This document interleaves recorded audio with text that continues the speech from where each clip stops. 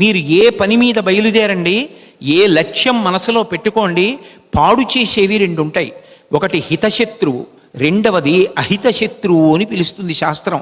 హితశత్రువు అంటే చాలా బాగున్నట్టుగా ఉంటుంది, కానీ అది శత్రువు, పాడు చేసేస్తుంది.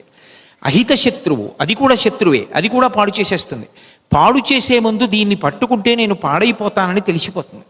ఒకటి తెలియకుండా పాడు చేసేస్తుంది, ఒకటి తెలిసి పాడు చేసేస్తుంది. ఒక బ్యాట్స్మెన్ చాలా గొప్పవాడు అవ్వాలి అంటే కేవలంగా చాలా బాగా ఆడగలడు కాబట్టి బ్యాట్స్మెన్ కాడు. అతన్ని అందరికీ మార్గదర్శకుడిగా ఎప్పుడు చెప్తారంటే, ఏ బాలు కొట్టాలో దాన్ని కొట్టాలి, ఏ బాలు ముట్టుకోకూడదో దాన్ని వదిలిపెట్టి. అలా ఆడినప్పుడు కదా గొప్పవాడు అవుతాడు.